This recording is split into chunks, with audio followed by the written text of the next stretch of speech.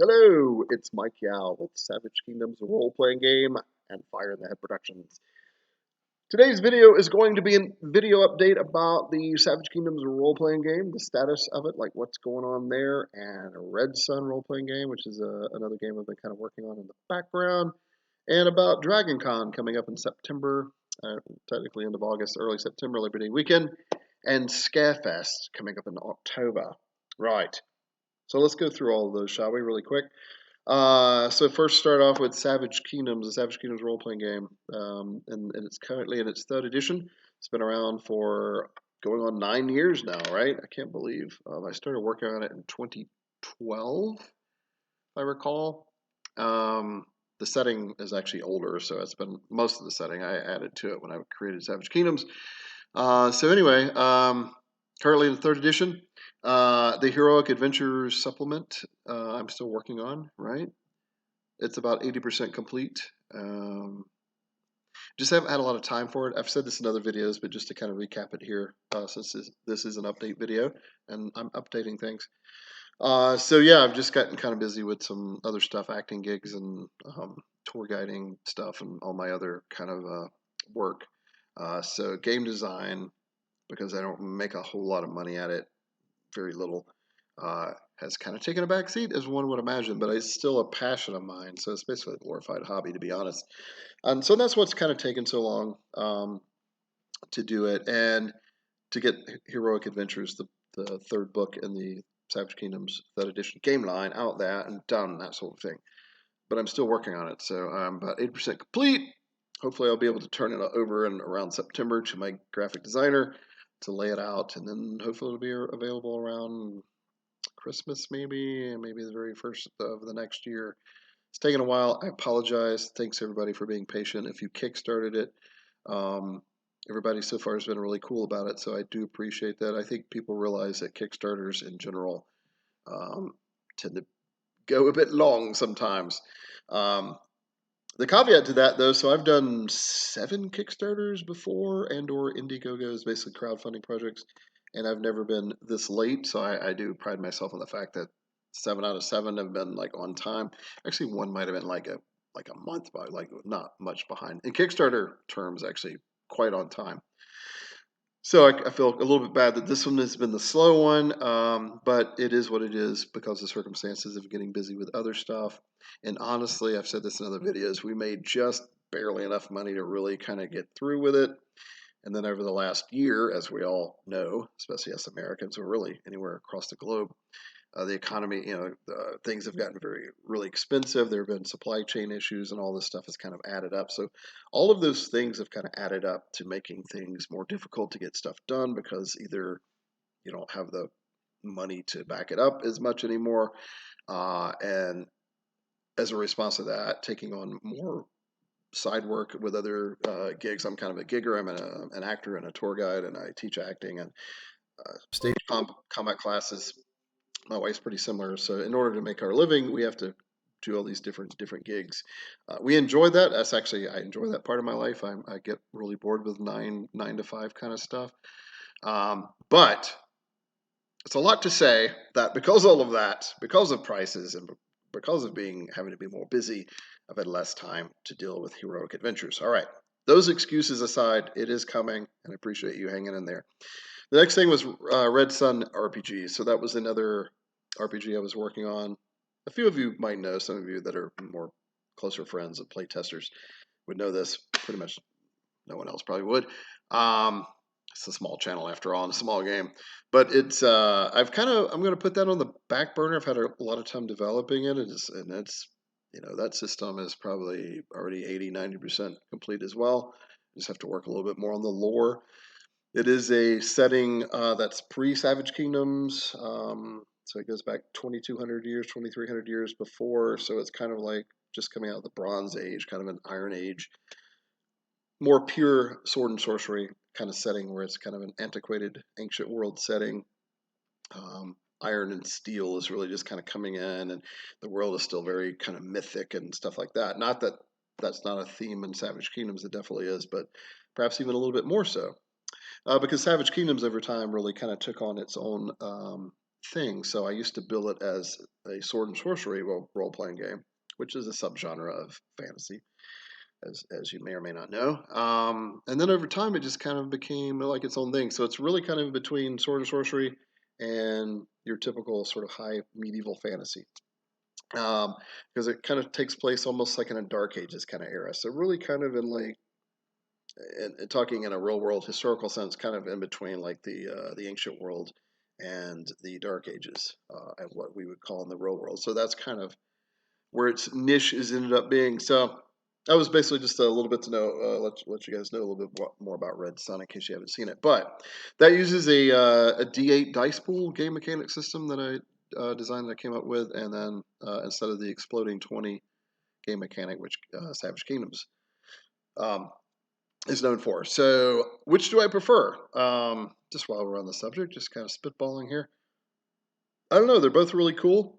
I've had feedback on both. I think the feedback has been slightly in favor. Excuse me, I'm belching for no apparent reason. Uh, in slight favor of the X20 system, which is kind of the unofficial name of the game engine for Savage Kingdoms, the X20 Exploding 20. Because when you roll a natural 20 explodes, then you add pretty simple system when you think of it like that. But the D8 dice pool system has been cool too. It's actually easier math wise, much easier on the head. This is why I kind of designed it.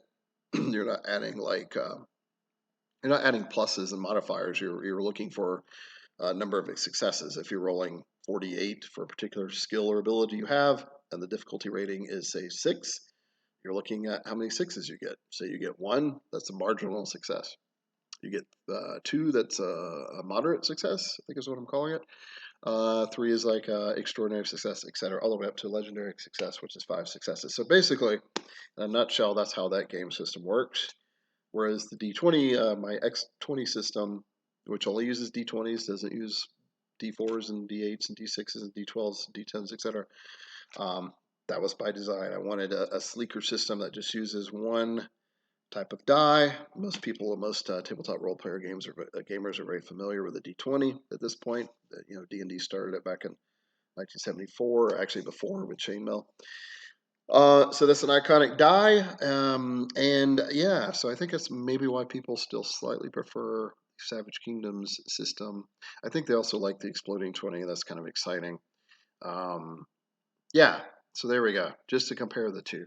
So the two are still related. Like I said a few moments ago, world-wise, it's technically on the same planet. I always hate really using the word planet in fantasy. I deliberately try not to. Because maybe it's not a planet. Maybe it's not necessarily a spherical globe. Maybe it is a flat world if you want to look at it that way. Maybe it's something else. Maybe, it's really, I kind of left that up to the individual game masters, game runners when they're doing it. I would say in my head, actually, and there is some lore to support this in Red Sun particularly, there is a world sphere called Torion. I actually name it in Red Sun. It actually was named years ago, but again, I try to avoid terminology to do with planets and stuff like that because I like to kind of keep things kind of grounded into fantasy and mysticism. And once you start talking about planets and planetary system and outer space, it kind of starts whirling into almost like science fiction land at that point, which is fine, but it's not a science fiction setting. So there you go. All right, so that's about Red Sun. So basically, I'm putting that on the back burner a little bit because I need to focus on heroic adventures to get Savage Kingdom's SK3 Heroic Adventures supplement done, right? And Red Sun was kind of distracting me. It was fun designing it, and I thought I could kind of do it at the same time. But again, as I mentioned a few moments ago, with all the time suckage of late, I really need to start paring it down. So that's what this update video is about, to kind of let everybody know in my headspace what's going on with the various games and stuff. Next subject, Dragon Con. So Dragon Con is a big convention that happens, I'm sure most everybody knows, in Labor Day weekend in Atlanta, Georgia.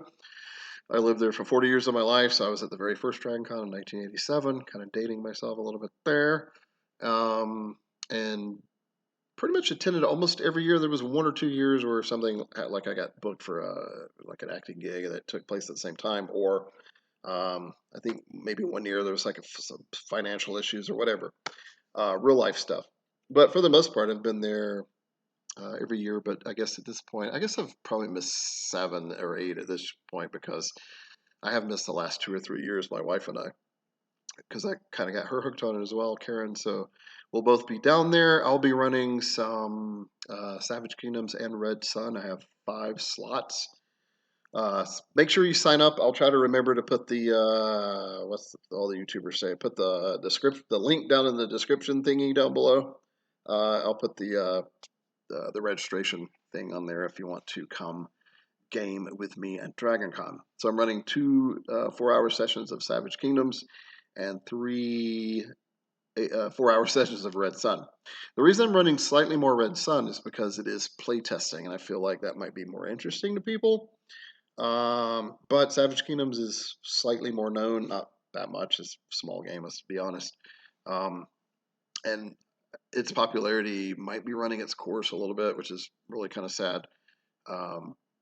But maybe it can get invigorated. So we'll see. So that's why I'm doing 3 of Red Sun, 3 sessions of Red Sun, and 3 of Savage Kingdoms. Maybe I should have flipped it around, but we'll see. I think more people would be interested in playtesting a new game. Hence why I'm doing it that way. All right, so the other thing was Scarefest, a local gaming convention here in Asheville or Western North Carolina, basically, not just specifically Asheville. In fact, it's not even really in Asheville. It's in Montreat or / Black Mountain, North Carolina, about 13, 14 miles east of Asheville. So it's called Scarefest. It's really cute, really cool little convention. I think this is the 7th one. I think this is Scarefest 7. Am I right, or is it 6? I don't know. Anyway, probably 7, I think. So I'll be there for that. This is probably my third or fourth time being there, I believe. I was there last year as well, running a couple games. So I'll be running probably 3 sessions is usually all I have the time for because it happens to be over this one weekend, and I do a lot of other work and gigs on the weekend. But I can usually sneak in like 3 different games, and if I run 3 4-hour sessions of games, I get in for free, and I'm always up for that. But it might end up being 2 sessions, but I'm going to try to get 3. Haven't signed up for it all yet. I will be probably the next day or 2. So that will probably be. I mean, if I'm going by the pattern I established for Dragon Con, it would be 2 sessions of Red Sun playtesting and 1 session of Savage Kingdoms. However, I do have a little bit of a following in Savage Kingdoms in this area, so maybe I'll do 2 Savage Kingdom sessions and 1 Red Sun. We'll see. Maybe I'll do all 3 Savage Kingdoms. I don't know. Maybe I'll get enough playtesting done in Dragon Con. In any case, I will be there running one or both of those games at some point. So I'll have more information coming up with that. And I'll put the linky stuff down below when I find out more about it. What else can we talk about really quickly? We're at 13 minutes. Pretty short for me, actually. Pretty short duration, actually. Red Sun, what did we talk about? Scarefest will be running stuff there, right? We just went over that. Oh, yeah, I wanted to talk about this. This will probably be its own separate video, but since I don't like doing like super short videos, but I also don't want to make it super long. But here we go. So going back to Savage Kingdoms, I've been asked recently, like, would you ever do a Savage Kingdoms 4th edition? And at first I'm like, no. I said probably a year or 2, maybe 3 years ago when the SK3 core rulebook was being released, that 3rd edition was it. That was that's kind of the magical number 3. It's always actually been my number in many sports. I just like the number 3, and I think it's a trilogy, and I just think that's almost like a final thing to it. However, since several people have asked, and I'm all, as a game designer, you're always technically play testing. Almost every game session, you find something like, oh man, I really wished I would have done that differently, or I wish that rule was never there. And then it's easy as the designer of your own game to just kind of just change it, right, and skip over it. But then you get to a point where you want to officially do it, right? You think you can make another edition maybe better. You've learned some stuff from the past, in other words. So having said that, I'm considering. I don't know. I'm still on the fence. I feel like on one hand, Savage Kingdoms has kind of petered out in popularity, such that it is. On the other hand, I feel like there are definitely some things. In fact, I'll go ahead and admit I've actually got a little document of things I would, if I were to do a 4th edition Savage Kingdoms, here's what I would do differently. And it's not a lot because I'm actually pretty happy with SK3 overall. But there's definitely some things. A few borrowed design elements that I came up with Red Sun, I think, might appear in some way. Maybe from other systems that I've learned over the year. Just and mostly though, just from running the game itself, Savage Kingdoms Third Edition, and the previous editions before, just learning my own world and what jibes best with players. And some of this changes every couple of years as we all grow older and theoretically wiser. Our tastes might change, and so that obviously would have something to do with it as well. Um, but a lot of it is also player feedback. Like, they really like this element of the game, not so much this one. This was kind of confusing, or this is like super awesome, or vice versa, or in between. Uh, so long story short, I'm on the fence about doing a fourth edition, and if I were to do one, it would be in the next year. It wouldn't be that immediate because third edition is only 2.5 to 3 years old, like 2.5 at this point. Um, I know I've spoken about this before, though. If you're a small indie RPG indie game such as Savage Kingdoms, you really do have to kind of reinvent yourself about every 3 or 4 years. So you will probably notice if you do some research into some of the games that have been around a while that are indie games that never really made it that big, kind of like Savage Kingdoms, although some of these are even much bigger. You'll see that a lot of them have gone through 3, 4, 5, sometimes 6 or 7 editions because they know that every few years you have to kind of almost reinvent yourself to put yourself out there because you're buried beneath the shadow of, say, Dungeons and Dragons and Pathfinder and Savage Worlds and all these other game systems that are bigger. They're kind of corporate run and they're not independent games, right? They're big corporate games. Nothing against them. That's great. But the thing is, though, they do kind of hog the narrative and the highlight and the limelight. So the rest of us kind of dwell in the shadow of those giant mega coups. And so you have to reinvent yourself every several years. Another statistic going along with that is that core rule books of a game system are always the big sellers. So especially in a smaller game. For example, what's the core player's handbook for Dungeons and Dragons? Now they do the thing where you have a player's handbook and a dungeon master's guide and then a monster manual. And those are your big three. Most game systems nowadays, and this is what I prefer myself, is a core rule book that has all literally why it's called a core rule book. Has all the core rules in it, probably the core setting, um, and you could literally play the game just out of that one book. I actually like that format. And then your next release would be a supplement, such in Savage Kingdoms, it's the Savage East, usually releasing the eastern part of the world and a few more talents and races and spells and stuff that kind of go along with that theming. And then maybe your third edition. In the past, I've had like a bestiary. This time I didn't do a bestiary, and I decided to put new monsters into the second book, and I'm sneaking more into the third one, Heroic Adventures. So even though Heroic Adventures sounds like it's mostly an adventure module book, which it mostly is, it also has a lot of new creatures, a lot of monsters and NPCs, some new spells, I think a couple new talents, even a new weakness, stuff like that. Um, so I felt like that was a better use of ink or printing by doing a book like that instead of just all monsters. In any case, the point being, by the time you get to your third release in a game line, you're kind of petering out. Your sales get lower and lower. D&D is a bigger game. It can actually release 30, 40, 50 books in a game line, and though things will fall off a little bit, it's not that drastic because, again, it's a really well-known game. Now, 5e recently, some of their releases have fallen down because I think they've fallen down in quality, to be quite honest. I'm not the only person to say that. It's like pretty well known. They'll probably bring it back with the next edition, whatever they're calling it. I'm sure they'll bring the quality back up, hopefully. So they are some of their sales have kind of petered off, but they're still big enough. They can still sell core rule books for new people getting into the game, Dungeon Master's Guide, Monster Manuals, etc. Your big three. So all that's to say, like if I do a fourth edition, marketing wise, it could be smart because I'm releasing a core rule book, but 4 editions in a fairly small game over 10 years or 11 years, I don't know if that's viable either. So I'll leave it at this. If I do a fourth edition Savage Kingdoms game, and again, the only reason I'm kind of adding this onto the video is because I was updating SK. I thought it was natural to update a greater thing, a greater arc about Savage Kingdoms. And several people have just, for some reason, kind of randomly asked recently, would you think about doing a fourth edition?